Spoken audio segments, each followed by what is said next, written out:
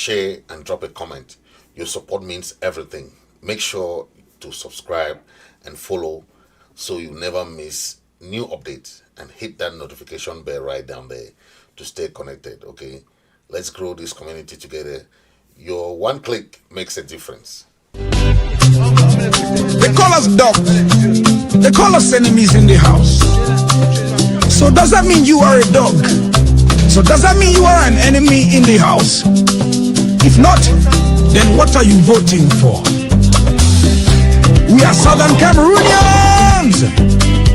Elections are for citizens of La République du Cameroon. Will your vote bring back grandma happy? Will your vote bring back baby and darling? Will your vote bring back baby Martha? Will your vote bring back the children in Gabon? Will your vote bring back the children of St. Francisco in Kumba? We are not citizens of La République du Cameroon. We have never been citizens of La République du Cameroon. Our ancestor Molanjo Litumbe reminded us that Jumba no be married. Our ancestor Dr.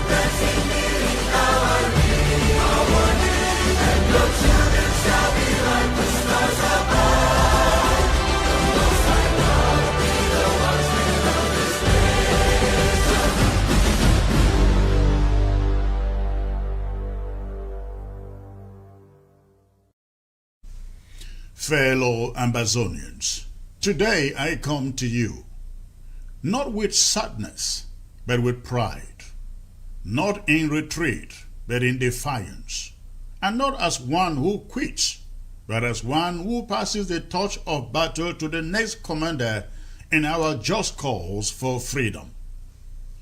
I bring my last official address, my stewardship of the struggle to you as leader of the Interim Government of Ambazonia. And I intend to speak with candor, plainly, boldly, and truthfully too. First, I bow in salutation to all of you, our mothers, fathers, brothers, and sisters in Ground Zero, who endure the enemy's bullets, the burnings, the humiliations, yet still rise each day and declare, we are Ambazonians. I salute our refugees languishing in foreign camps, yet still flying the blue and white flag. I salute the diaspora, who keep the fire alive, funding, speaking, lobbying, and sacrificing. I acknowledge the men and women of the Restoration Council of Ambazonia, the Cabinet, our LGA and county chairs. You have walked with me through storms.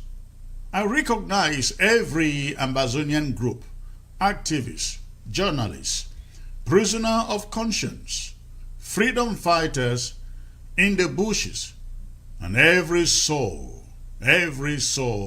that has carried this cause on their shoulders. Whether you agree with the interim government or not, whether you march under one banner or another, let it be said, you are the living heartbeat of this revolution. When I took over this leadership, ladies and gentlemen, our movement was in crisis. Our house was divided.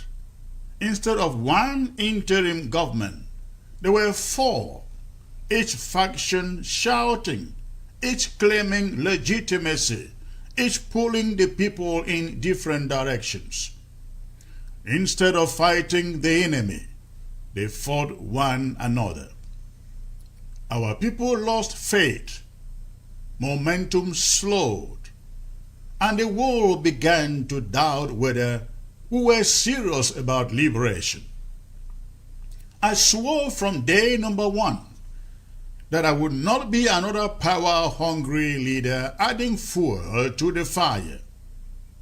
I swore I would serve only a single term of 3 years and hand the baton to the next leader chosen by the people. My tenure began September 26, 2022.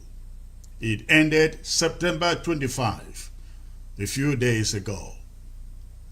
I could have chosen, ladies and gentlemen, differently. I could have clung to the chair. I could have begged for an extension. I could have invented excuses like some do. In fact, many people appealed to me to stay.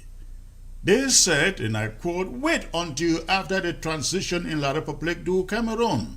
Just one more term," they said. But I refuse. I refuse because a promise made to the people is sacred. I refuse because Ambazonia cannot be free if its leaders are slaves to their own ambitions. And so, true to my promise, I step aside. On September 14, the Restoration Council, the local government area and county chairs, plus cabinet, gathered to elect a new leader for the interim government.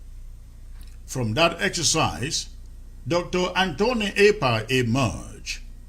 Yesterday, Sunday, September 28, he was sworn in as the new leader of the Interim Government of Ambazonia. On October 1, he will address the nation, not as my shadow, but as your leader of the interim government. Let me speak unambiguously about this comrade. Dr. Epah is not an opportunist parachuting into our struggle. He is tested, proven, and grounded. From the great county of Coupe-Moniguba, sharpened by years of service in Chicago, Dr. Epah carries a PhD in educational leadership and years as a university professor and a record as a community builder. He founded organizations, advised U.S. lawmakers, served as Secretary General of CAMSA USA, that is Cameroon Student Association of those days, and represented the SDF in Chicago as secretary, and until recently, he was my chief of staff in this interim government. This is not a stranger. He is a battle-tested comrade, a transformational leader, and to him, I have passed the torch. But make no mistake, ladies and gentlemen, this transition is not about me or Dr. Epah. It is about the destiny of Ambazonia. If we want to be free, we must live free now. If we want democracy tomorrow, we must practice democracy today. What is the use of crying for independence if we copy the very dictatorship we are trying to overthrow in La République du Cameroon? What hypocrisy to denounce Paul Biya's sit-tight rule while crowning ourselves president for life in exile and of an animal that is still in the bush. I will say it plainly. There are some men and women out there among us who call themselves leaders, who cling to titles like drowning men cling to straw. They have no followers, no structure, no fresh ideas, yet they sit in their corners, refusing elections, declaring themselves presidents of Ambazonia. Ambazonia is not one man's personal property, ladies and gentlemen. Our nation is not a throne to be inherited. Any man who cannot submit to the will of the people has no place in Boya. When leaders refuse to step down, the struggle bleeds. We fracture. We lose credibility. We betray our martyrs who died for a free and democratic Ambazonia. That is exactly what I vowed never to do. And that is why today I can stand tall and say, promise kept. But hear me clearly, ladies and gentlemen. Stepping down is not stepping away. My hands may no longer hold the seal of the Interim Government of Ambazonia, but my heart still beats Ambazonia. You will still see me. You will still hear me. I will still educate. I will still inform and still fight. And whenever the new leadership calls, I will answer. That is what patriotism looks like. That is what servant leadership means. This is the hour of decision. We will cling to ego and division, or we will embrace unity and discipline. We will keep recycling leaders who think the revolution belongs to them, or we will rally behind those chosen by the people. Our future depends on the answer we give. Fellow Ambazonians, when I assumed leadership of this interim government, I did so with one mission burning in my heart: to pursue unity. I told you then, and I remind you today, that unity is not a luxury for our struggle. It is the very oxygen without which this revolution cannot breathe. From my first day in office, I declared that my highest duty would be to bring Ambazonians together, to heal the divisions, and to reconstitute the single powerful interim government that once commanded the respect of our people and the attention of the international community. Now, let me be honest with you. I cannot sit here and say that I succeeded in that mission. No, I cannot. But what I can say to you without fear of contradiction is that I never stopped trying. I pursued unity with every ounce of energy, with every connection, with every diplomatic effort. I pursued unity not for myself, not for the interim government, but for Ambazonia. Why, you ask? Because I have lived and seen with my own eyes that the power of unity. I remember those early days when the interim government stood as one leadership, one treasury, one voice, and one flag. Let us not deceive ourselves.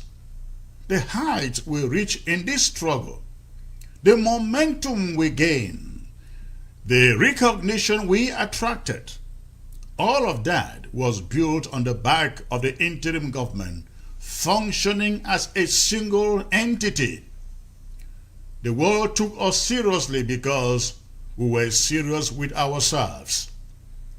But when this unity set in owing to some leaders choosing corruption over accountability, choosing fraud over transparency. When some choose to sit tight and crown themselves presidents, kings, and queens over Ambazonia, the interim government fractured. And with that fracture came disaffection, alienation, dwindling resources, and the erosion of credibility. The enemy did not defeat us. Our divisions weakened us. That is why I pursued unity with such tenacity.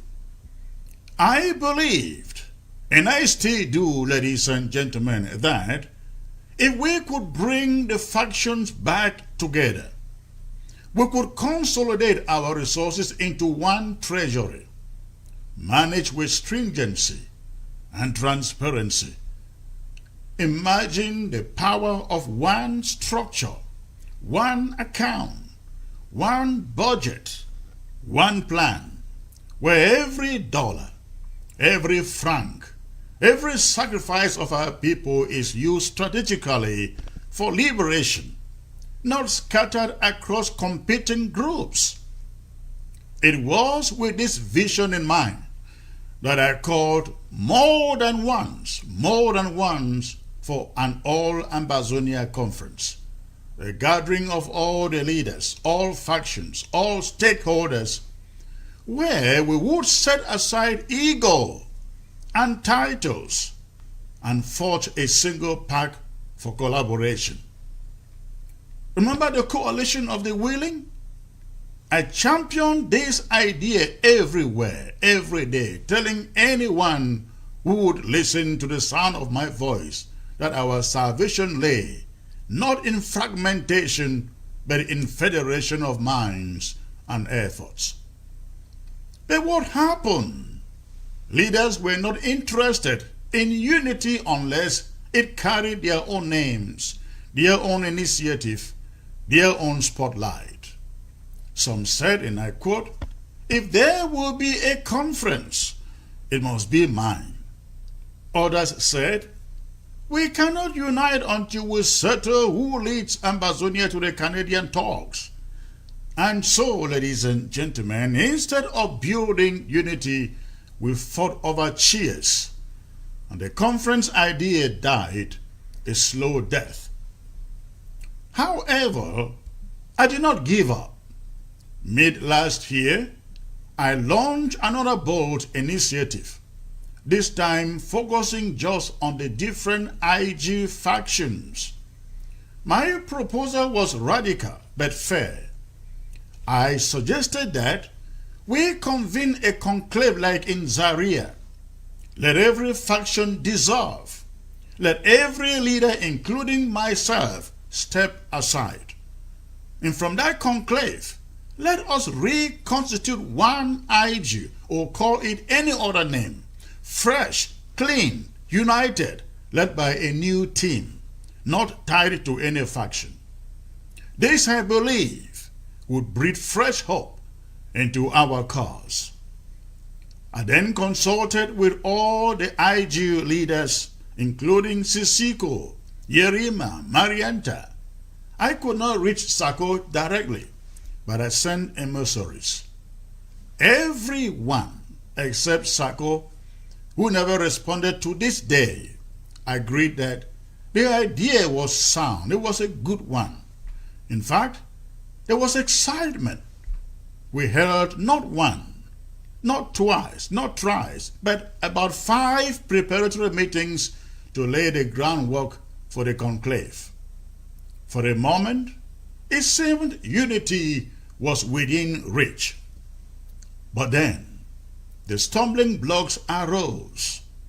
One leader surprisingly said she wanted collaboration only collaboration, as though collaboration has not been our empty song for years. Another camp insisted that their leader was the natural leader of Ambazonia and that any arrangement must recognize him as such. And just like that, the whole initiative collapsed under the weight of ego and entitlement. Still, I did not relent. In Ghana, I tried to resurrect the initiative. I thought maybe, on neutral ground, maybe with fresh faces, we could spark a breakthrough. But again, the refrain was the same: collaboration only. Comrades, please tell me, how do you collaborate when 4 different men and women sit at the same table, all answering to President of the interim government? What kind of absurdity is that? I ask them again and again, how do you expect the world to take us seriously when we cannot even tell who speaks for us? They had no answer, but they also had no willingness to surrender their titles. More recently in the Philippines, at a meeting organized by the Consultative Commission in July, I thought unity would finally be birthed. We had pre-discussions, even agreements with the J leadership. I expected a unity platform to emerge in July from the Philippines meeting. But again, the same stonewallers insisted, let's just collaborate. Let's take time to build confidence. Confidence after 1 full year of meetings? What confidence is left to build when our people are dying, when our fighters are hungry, when our nation bleeds daily? What confidence? My conclusion is bitter but clear. We have leaders who have no following, no real power base, yet they insist on keeping their titles. And by keeping those titles, they hope to buy themselves a seat at every table, blocking progress for the rest. They are not serving Ambazonia, they are serving themselves. They are serving their selfishness. That has been the extent of my stewardship on this subject of unity over the years. Relentless effort, tireless pursuit, but constant sabotage by ego and small-mindedness. And I tell you now without hesitation, Ambazonia cannot be free if Ambazonia remains divided. The interim government must not remain part of a consultative commission that exists only to keep things as they are, stagnant, divided, and weak. We no longer need all these scattered groups. We need one force. We need a fresh, bold, unifying platform that galvanizes all Ambazonians into one unstoppable army against our colonizer. Anything short of this is not leadership, it is grandstanding. Anything short of this is not service, it is selfishness. And so, ladies and gentlemen, as I hand over the seat of leadership, I declare before you all this mission of unity remains unfinished. This will now be my next fight. I will not rest until we convene a true all-Ambazonia conference. Not a photo opportunity, not a charade, but a serious gathering where every group dissolves its selfishness into one national front. If it means dissolving this interim government to achieve that, so be it. If it means setting aside every title and crown, so be it. Why now, you ask? Because the sands of history are shifting. La République du Cameroon itself is at the brink of transition. The cracks in their house are widening. And if we, Ambazonians, do not put our house in order now, we risk being swept aside when the tide of change comes. This is not the time for ego. This is not the time for stubbornness. This is the time to unite, or we perish as fragments. To my fellow leaders, I am gone. I'm no longer the leader of anything. I have no interest in position or title. In fact, I have opted before to step aside if that could bring us together. Now I say this to you with urgency. Lay down your ego. Put aside your empty titles. Step away from the illusion that Ambazonia belongs to you. Ambazonia belongs to its people, and they demand unity. If you truly love this nation, prove it now, not by holding titles, but by surrendering them for greater good.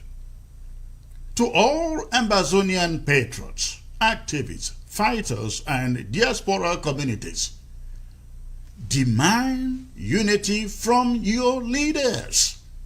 Hold them accountable. Reject division. Make a push. Join your energy towards that all-Ambazonia conference. Do not accept excuses. Do not be fooled by collaboration that leads nowhere. Insist on unity. Insist on accountability. Insist on sacrifice. Our martyrs did not die for fragments. They did not die for competing factions. They died for one flag, one nation, one Ambazonia. And if we allow ego and pride to bury their sacrifice, then shame on us all. Fellow Ambazonians, this is my call, my charge, my unfinished business. Let us unite now before it is too late. Let us summon the courage to dissolve what divides us and build what will deliver us. For without unity, there will be no Ambazonia. It is clear. But with unity, nothing can stop us. To the restoration fighters of Ambazonia, my brave comrades in arms, hear me. I salute you for your courage, for your stubborn refusal to surrender, for standing when others fled. Some have run to the DDR camps of La République du Cameroon. Some have hidden in foreign lands. But you remain. You are the ones who embody the ancient creed till the last man standing. Just as David faced Goliath with nothing but a sling and faith, so too you face the giant of occupation. The enemy comes with tanks, with guns, with foreign mercenaries, with all the arrogance of Pharaoh's army. But you, our restoration fighters, like Moses at the Red Sea, lift your staff of resistance, and the waters of history part for you. Remember, victory is not in the size of the oppressor's arsenal. It is in the righteousness of our cause. And our cause is a just one. You carry on your shoulders the hopes of 8 million people. From the widowed mother in Bamenda to the orphan child in Kumba. From the farmer in Libialem to the fisherman in India, they look up to you. You are their wall of defense.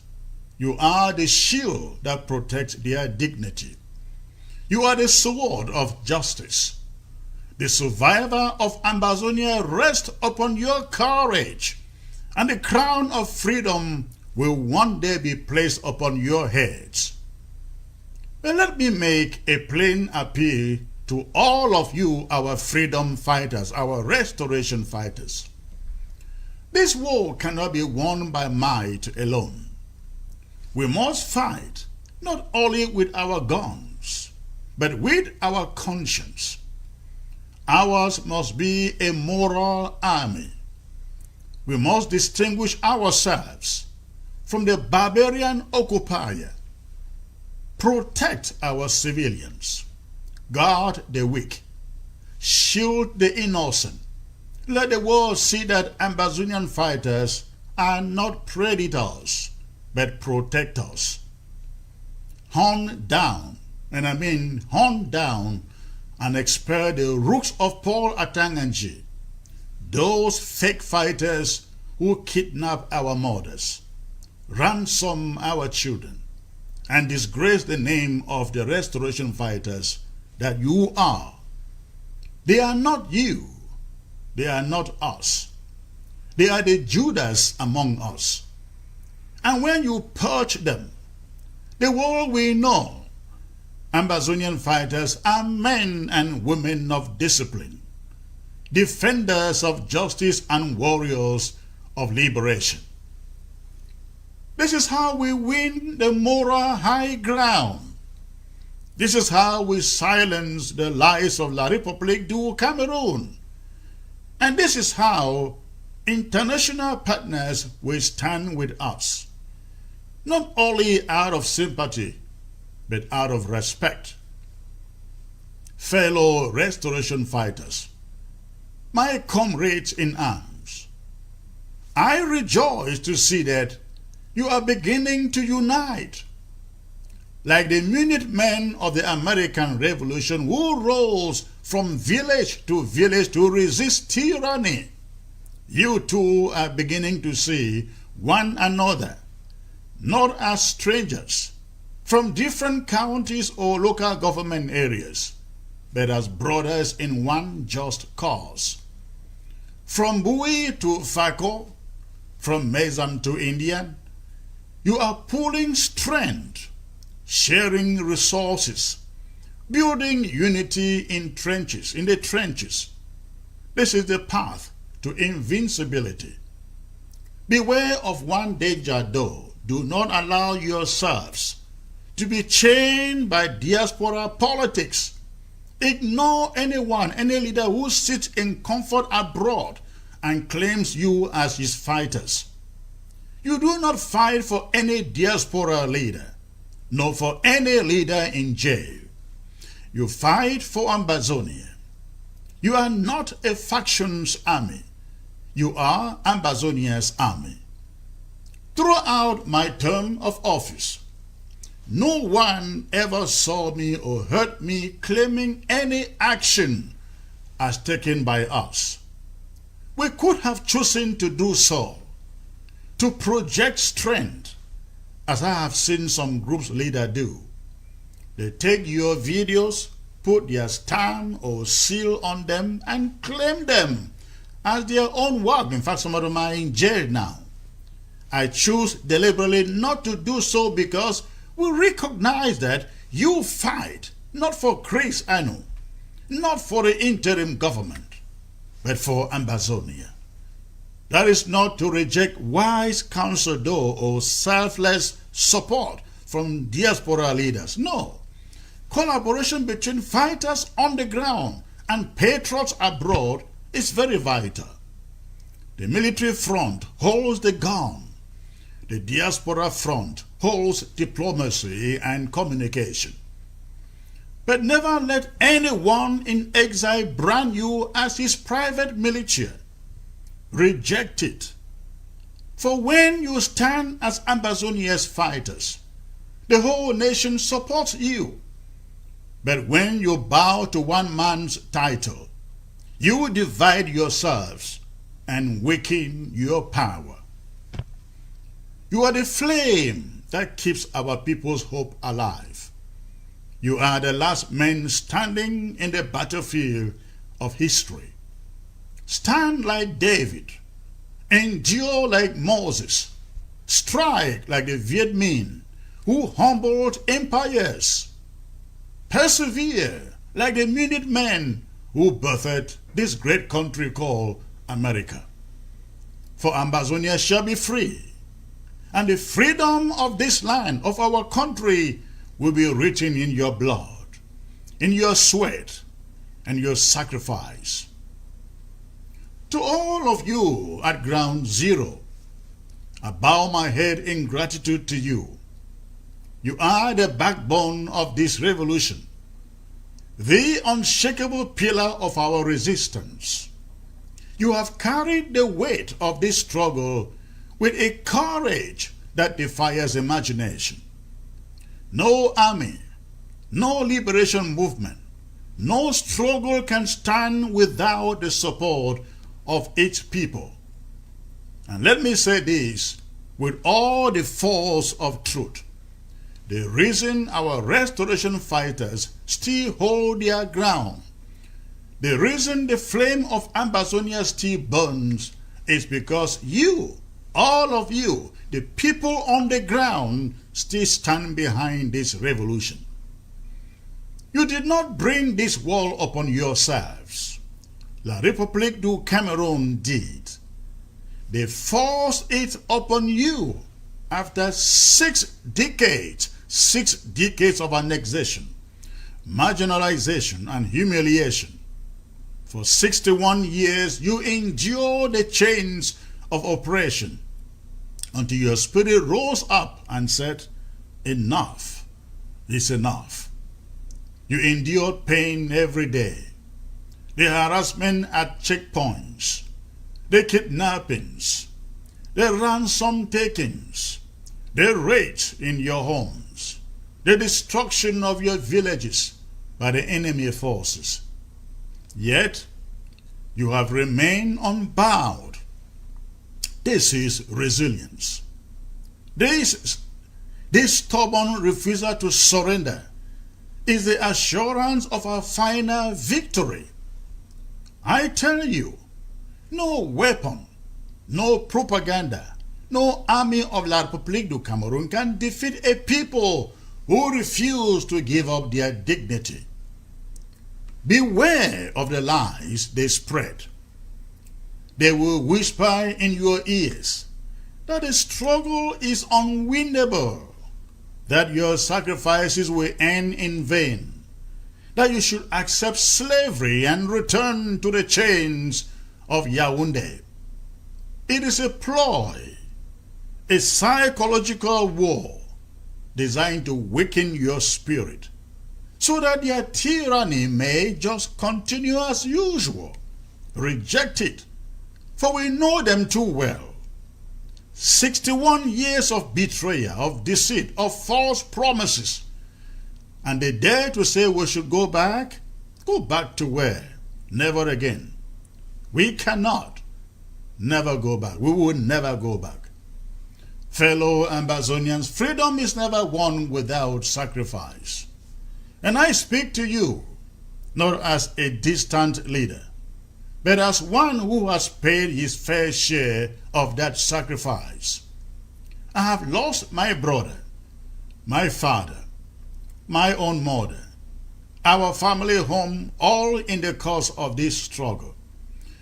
My sister was dragged before their colonial military tribunal. My mother was locked up in their prison for months, denied the medication that kept her alive.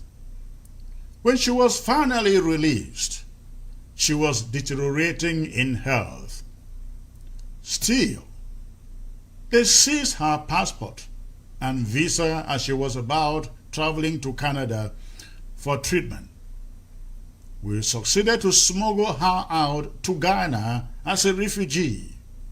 There, her health situation worsened, and she breathed her last breath last month. I live in the United States. I have lived here for about 29 years. I am a citizen. I have no investment back home, no property, nothing material to come back and take. By every measure of comfort, I could have walked away from this struggle. I could have said, this is not my battle. But I did not. I refused to abandon this cause because I believe that in this world, someone must be selfless enough to stand for some other person, even if it means gaining nothing. I believe in the freedom of Ambazonia. And just as I have refused to give up, I ask you today, please, please, do not give up either. Yes, we have suffered. Yes, we have sacrificed. Yes, you are weary. But so have I, and so have countless others whose names we may never know. The point is not the suffering. The point is the victory that lies at the end of the suffering. If we give up now, history will judge us harshly. That when the hour of destiny called, we abandon our children's future. That must never be our legacy. To the diaspora I say, do not grow weary. Do not say you have sacrificed enough. Keep pushing, keep giving, keep standing firm. Your resources, your voices, your advocacy are the wind in the sails of this struggle. To those on ground zero I say, please remain unbroken. Continue to support our fighters. Continue to resist every symbol of La République du Cameroon.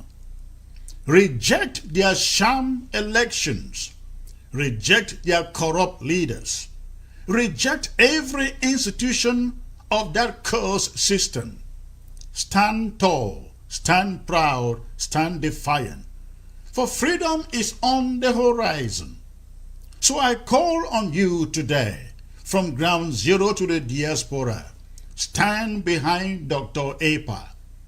Give him your loyalty, your resources, your strength. Support him, not with mere words, but with action. Hold him accountable, yes, but also stand by him. Let us prove to the world that Ambazonia is not a joke, not a playground of self-appointed kings, but a serious people determined to build a free and democratic state.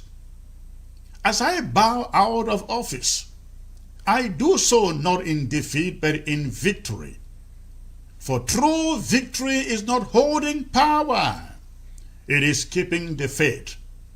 And today, I hand over power with clean hands, a clear conscience, and a blazing hope. Long live Ambazonia. Long live the spirit of a people who cannot, shall not, and will not be conquered. Short live the struggle. Thank you, and may God bless Ambazonia. Fellow Ambazonians, today I come to you, not with suffering,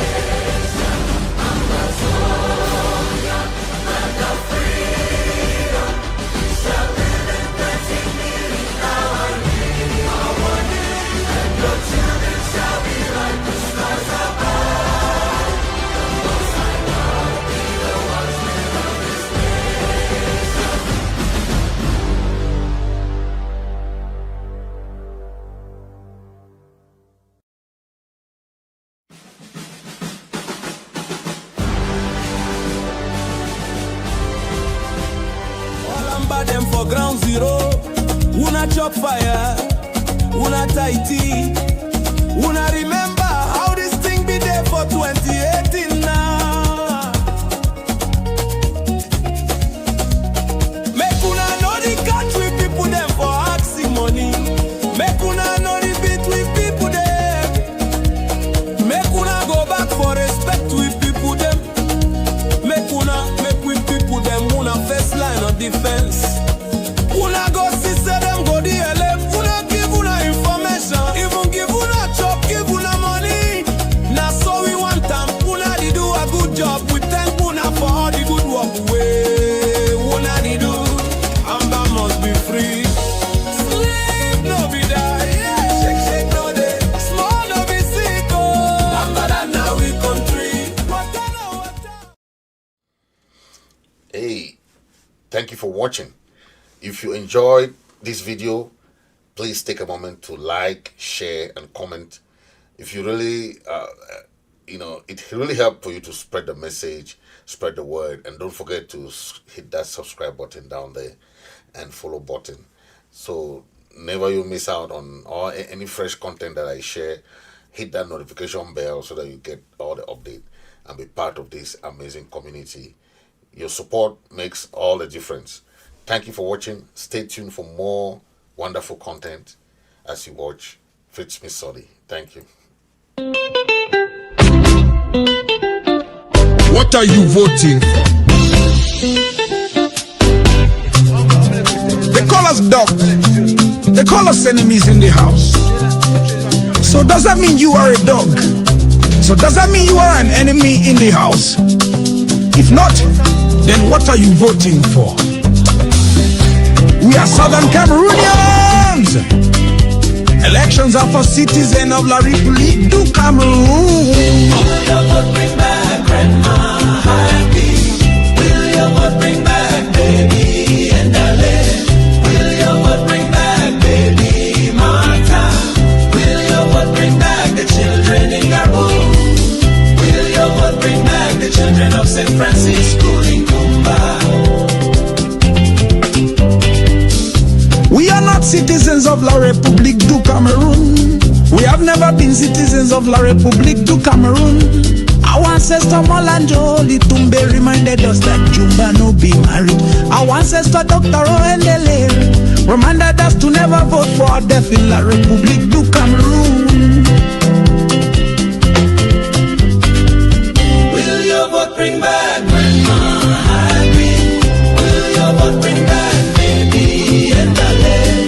Will your vote bring back baby Martha? Will your vote bring back the children in Labu? Will your vote bring back the children of St. Francis School in Kumba? What are you voting for? Your vote in La République du Cameroon elections means all our brothers and sisters should die in La République prison. Are you happy that thousands of our brothers and sisters are in La République prison? Are you happy that more than 60,000 of our parents, brothers, sisters, and children have been killed by La République du Cameroon? Are you happy that over 200 of our villages have been burned by La République du Cameroon? Think about this very well. Is this what you want?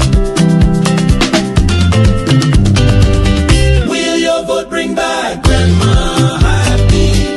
Will your vote bring back baby and darling? Will your vote bring back baby Martha? Will your vote bring back the children in Kabu? Will your vote bring back the children of St. Francis School in Kumba?